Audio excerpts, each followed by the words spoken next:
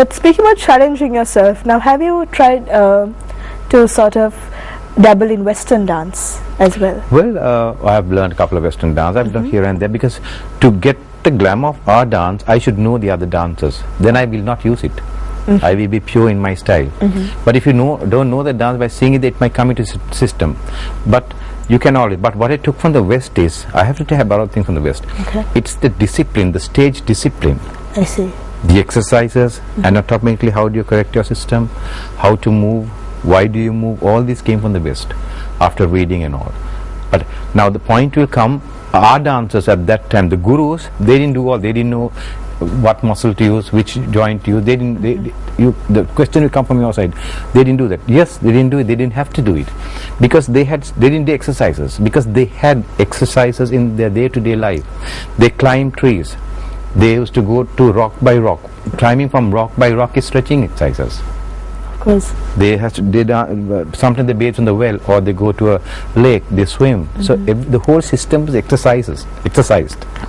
So they didn't need extra exercises. There were squatting movements, they used to firewood, they cut firewood, and women washing. So all of these movements really have... All these movements have gone now from the normal person. So now comes down. Then there's to walk barefoot. When you walk barefoot, you massage your foot, and that's reflexology. And you mentioned earlier that your dancers have... This is the 12 pasarambas, the foot exercise, what you give for our feet, is based on positioning your feet around in the tradition of the feet. But that again, reflexology, their nerve system is also activated. It's not just stamping. So the philosophy in it, what's in this is different. It's not what you think. It's not placing your foot here and there. So there's something else in behind it.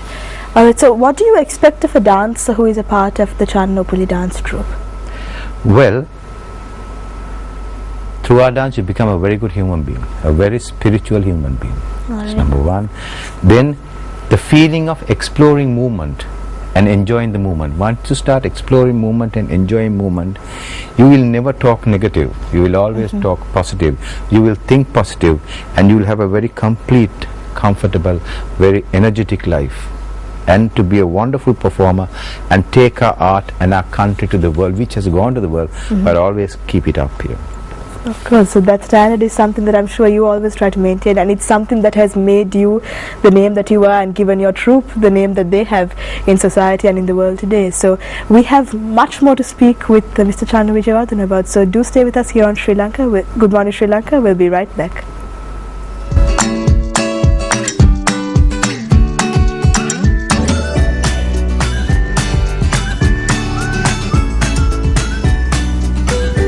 You're back with us after the break. Now, we've been speaking to Kalashuri Channa Wijewardene in the past two segments, and he's been enlightening us about what it is like to really be a dancer in this part of the world and to really take the name of Sri Lanka to the entire world, which is what he has done. And we'll be speaking more about his achievements and what he has done later on in the show as well. But right now, I have to go to your wife and how you met, because both of you have the same passion. And you're both driven, I'm sure, by the same goals. But it's hard to find someone, I'm sure, who shares the same interests and the same passions that you do. The beginning was, as Upuli says, she heard me before I heard her. It was, I was playing Siddhartha in a ballet done by Guru Sena Valave. And the chief guest was Mr. Amaradev and Dr. Panibharata, both are doctors now, Dr. Amaradev and Dr. Panibharata. And Dr. Panibharata, I remember he coming garlanding me and holding my hand and saying, "Put the address again." So I remember writing the address in whatever thing I wrote the address and gave him at that time. He went home and said to Puli, who was sleeping at that time, "Puti, minna me address එක ලියාගන්න."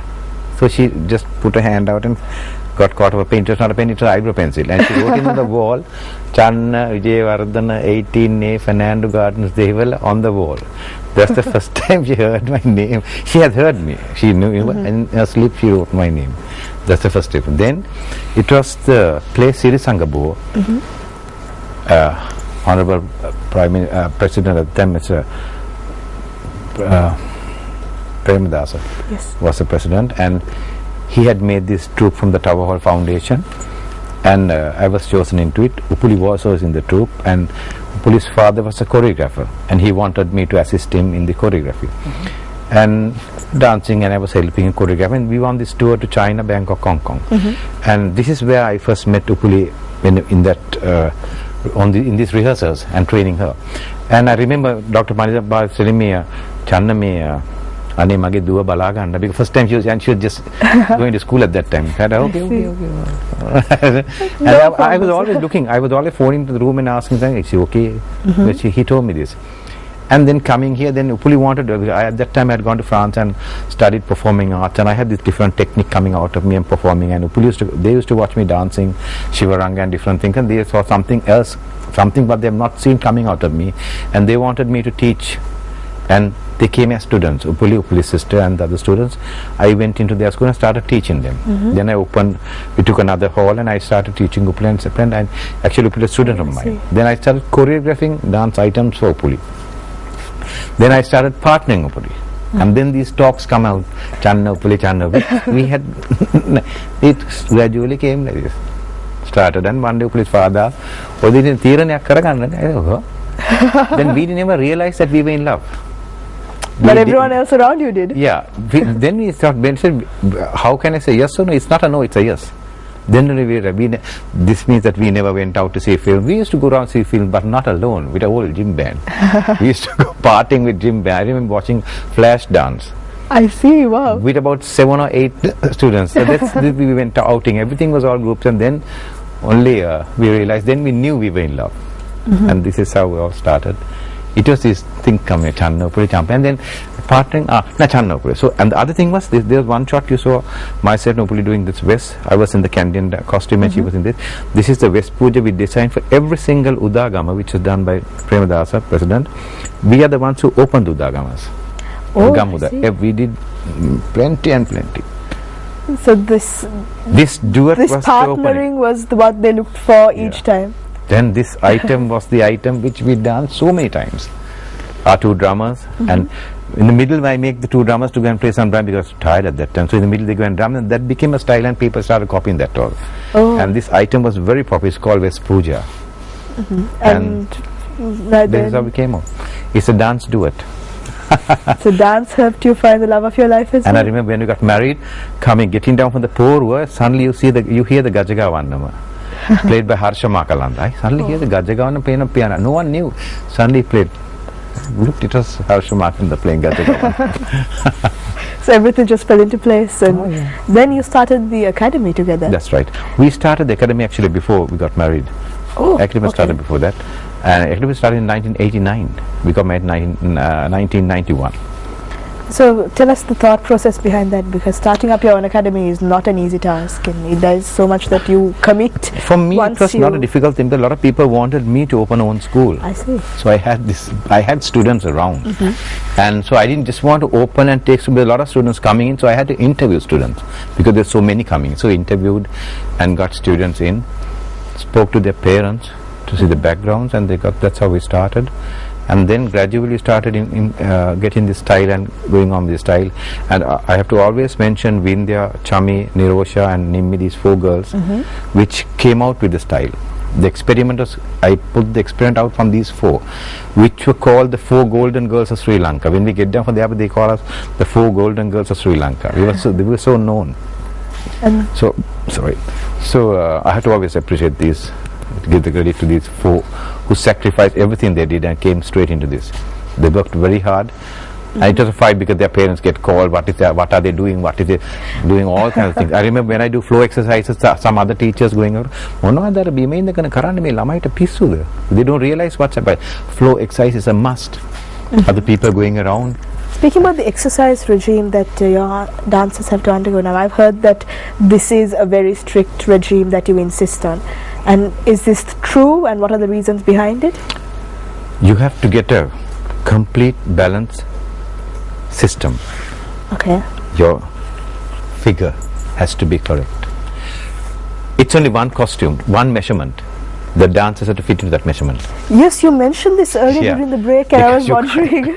They have to go. Height can go here and there, but the jackets, because I might do another item and some other girl might have to wear it, but you can't do a different costume. You wear the same costume. Oh, So wow. there are small changes here and there, but it's almost the same measurement. So that's what they're working into. It's not only the physical exercises we give to the system. Like when I say exercises, a lot of people do exercises but not knowing. Stretching, when you bend, they just bend, but you realize before bending you have to go up, stretch and bend, not a bend. see. When you want to bend, they said you go out and then bend. You don't go that way. So there's a way to do exercise, and dance exercises are different. Then it's not, then you have to feel the muscle. Then you should activate them. If you say, you should activate the muscle. Then once you activate the muscle, you start working on the muscle. That's how you give it. Then that's how you give the muscle the strength. Then if you are going to leaps, you have to start working on your ankles and your calf muscles. You have to give separate exercises for these. Then your foot, which carries so much of bones. All these have to go on different exercises. So everything is separated. For turns, the exercise different skills. It's turns, jumps, skills. Jumps, the exercises are different. So everything, the way you land is different. The way you take off, you have to push from your heels to take off. So there are a lot of different things into exercises before you come into dance. I'm talking before you come. Then the exercises you give to your mind is the meditation. The So feel. that is also a component that you insist on, You is have it? to do that. I see. You have to feel. You have to imagine it. If you can't imagine things, you cannot be a good dancer. If you cannot see or imagine a good dancer, you cannot be that dancer. You have to imagine beautiful things. Beautiful patterns have to imagine. Then you can be on that. But I think it goes back to what you mentioned earlier about being able to come into the audience and look at yourself performing. So let's speak about the adventures that you have gone on together as a dance troupe. Now you've performed in so many countries, and you've had a lot of exposure internationally as well. What has that experience been like for you as well as your troupe? Well, Jimmy Carter, when he performed in Chicago, he comes backstage. I want to meet that Indian group. The Indian group? There was no Indian group there. I said, it's not Indian, we are very much Sri Lankan. Then he held my hand. He called Sri Lanka Ceylon. I said, Sri Lanka, held my hand. Then we took photographs, and he was really mesmerized with the dance. And he said, are you performing again? I said, yes, but he couldn't come for the next show. But he really liked the show. Then Prince Charles seeing us performing on in '98 when he came on the 50th anniversary independence. When he came there, he saw us performing, and he came. It was former President Chandrika Kumar Tunga, president at that time, and he asked her, who is the choreographer? And then she came up to me. She didn't just tell the name. They came up to me.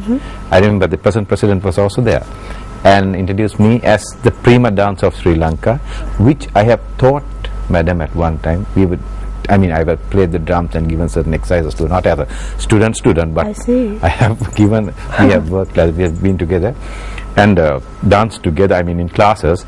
And then she says, he's the prima